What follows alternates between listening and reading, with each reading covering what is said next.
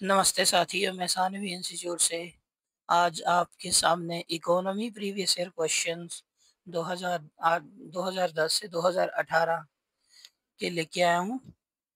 जैसा कि आप जानते हो, किसी भी एग्ज़ाम को क्रैक करने के लिए हमें प्रीवियस ईयर क्वेश्चन पेपर देखने ही चाहिए। इससे आपको क्या होता है, थोड़ा आइडिया पता चल जाता है कि एग्ज़ामिनर किस तरह से क्वेश्चन पूछ रहा है। उसका एक ट्रेंड्स पता चलता है। वो हम ट्रेंड देखेंगे कितना वो डेप्थ तक इकोनॉमी को पूछ रहा है, और जितना हमने पढ़ा है क्या उससे क्वेश्चंस आ रहे हैं, या उससे बाहर भी कितने क्वेश्चन जा रहे हैं। एक थोड़ी-सी एनालिसिस करेंगे, ठीक है? तो ज़्यादा टाइम वेस्ट ना करते हुए आज हम स्टार्ट करते हैं, ठीक है?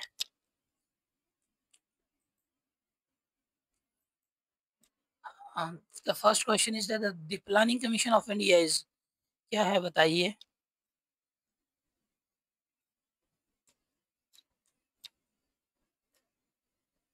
कौन-सी बॉडी है ये? कॉन्स्टिट्यूशनल बॉडी है, इंडिपेंडेंट है, स्टैट्यूटरी है, नॉन स्टैट्यूटरी है?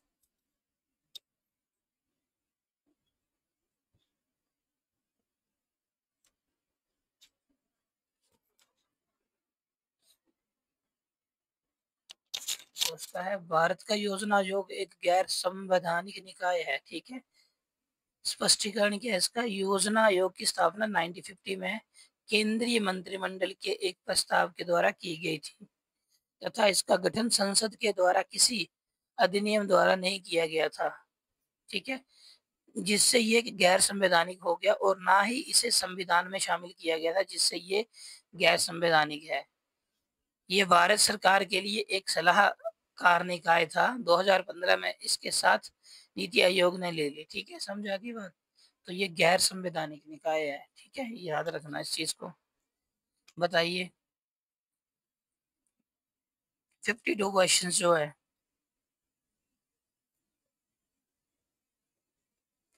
Other thing being equal 20% fall in rupees exchange rate will भी क्या होगा उसका? अभी मैंने आपको करवाया नहीं है, ये अभी आएगा आगे, ठीक है? इसका ऑप्शन नंबर 1 है, सिंपल क्वेश्चन है, a fall in India's import. Basically क्या होता है कि जब आपकी पैसे की वैल्यू कम हो जाती है ना, तो अदर कंट्री आपके द्वारा तो आपका इम्पोर्ट बढ़ जाता है। ठीक, इम्पोर्ट नहीं, सॉरी, एक्सपोर्ट बढ़ जाते हैं, हाँ। ए फॉल इन इंडिया इम्पोर्ट, ठीक है? तो अभी इसकी एक्सप्लेनेशन आइए बताता हूँ अभी मैं, ठीक है? The world bank is other name is IBRD। Simple question है ये भी, ठीक है? ये है विश्व बैंक, अंतर्राष्ट्रीय पुनर्निर्माण और विकास बैंक, दूसरा नाम है इसका IBRD जो है, ये आप पढ़ सकते हो, ठीक है? सेकंड ये है रुपए की विनिमय दर 20% की गिरावट का मतलब है कि भारतीय रुपया विदेशी मुद्रा की कम खरीदारी कर सकता है। इससे विदेशी खरीदारों के लिए भारत में सामान सस्ते, वो सामान जो होते हैं सस्ते हो जाते हैं, जिससे निर्यात में वृद्धि होनी चाहिए। हालांकि इसमें जटिलताएं भी हैं, ठीक है? लग गया पता? तो क्या बोल रहा है ये? ऑप्शन ए सही था, और बाकी ये आप पढ़ सकते हैं उसके गलत क्यों क्यों है ये, ठीक है?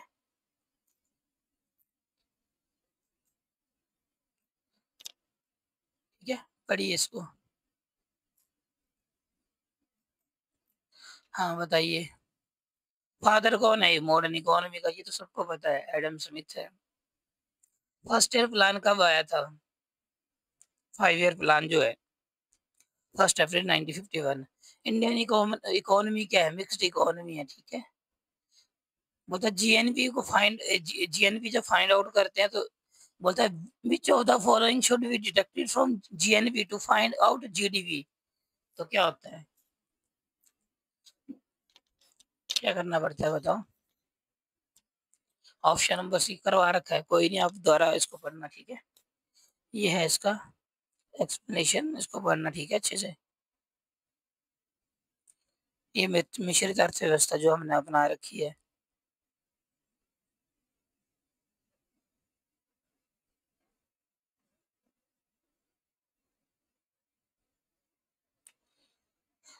तो जीएनबी टू फाइंड जीडीपी, यही है, ऊपर आपको दे रखा है आशा 63। विच of the following sector contributes the most in GDP in India? वो सीधा सब बच्चे बच्चे को जाना है, पता है। ट्रस्ट सेक्टर जो होता है, सर्विस सेक्टर होता है, ठीक है? वो सबसे ज़्यादा उसमें कंट्रीब्यूट करता है।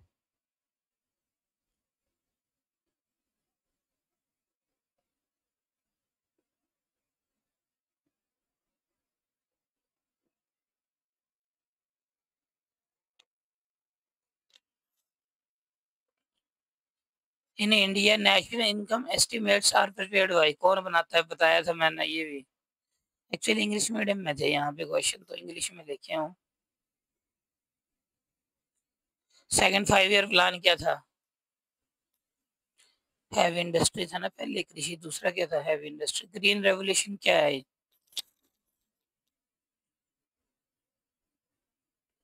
In India has so far been most successful in the case of wheat, जो था, ठीक है। देखिए ये रहा। इमदाद का अर्थ क्या है, ये हमने अभी पढ़ा नहीं है, ठीक है। आगे ये भी प्रत्यक्ष कर भी नहीं पड़ा है। तीव्र आर्थिक विकास की पंचवर्षीय योजना मॉडल लिया गया था। किससे लिया था? पूर्व यूएसएसआर से, ठीक है। इंडियन इकोनॉमी क्या थी? ये वो है क्वेश्चन। तो ये थे आपकी इकोनॉमी के क्वेश्चन, चाहे 2010 में पेपर हुआ था, मतलब बीच बीच में पेपर हुआ है, हर एक साल में नहीं हुआ है, ठीक है। तो ये आपके समक्ष मैंने प्रस्तुत कर दिया, इसको आराम से बैठ के देखना। अगली बार हम उसके लेके आएंगे पॉलिटी के। इकोनॉमी के पहले क्वेश्चन कम आए हैं, बट कुछ टॉपिक हैं जैसे अनएम्प्लॉयमेंट हो गया, ये आपने देखा भी, इंपोर्ट एक्सपोर्ट हो गया, ठीक है। ये राजस्व घाटा जो होता है, शेयर मार्केट से थोड़े से क्वेश्चन आए, तो ये 4-5 टॉपिक, 4-5 टॉपिक हम जल्दी कवर करके खत्म कर देंगे इकोनॉमी को, ठीक है। और पॉलिटी के 10-15 क्वेश्चन आ रहे हैं, हर बार ट्रेंड बना रखा है।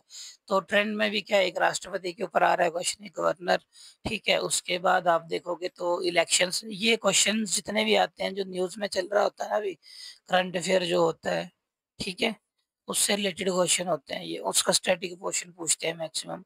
जैसे अभी गवर्नर के ऊपर ज़्यादा ज़्यादा न्यूज़ आती है, ठीक है। उसके बाद आर्टिकल 142 जो उसने यूज़ किया है सुप्रीम कोर्ट ने, ठीक है। तो सुप्रीम कोर्ट के जज जो हैं उसमें अभी पकड़े गए हैं, तो सुप्रीम कोर्ट भी हाइलाइटेड टॉपिक है, ठीक है। फंडामेंटल राइट आर्टिकल 21 हाइलाइटेड सबसे ज़्यादा होता है ये भी, ठीक है, हमेशा न्यूज़ पे आता है ये।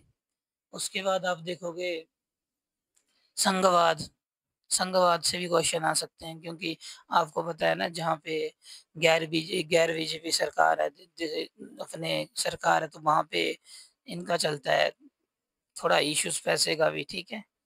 तो इस टाइप के क्वेश्चन, और और टॉपिक हो सकता है आपका 2-4 टॉपिक और हैं, ज़्यादा नहीं, एक डायमेंशनल से चलते हैं ये, ठीक है। तो हमें यही देखना है कि कहाँ-कहाँ से क्वेश्चन आ रहे हैं, उसके हिसाब से हमें प्रिपरेशन को आगे बढ़ाना है, ठीक है। और वीडियो अच्छी लगी तो लाइक और शेयर कर देना। ठीक।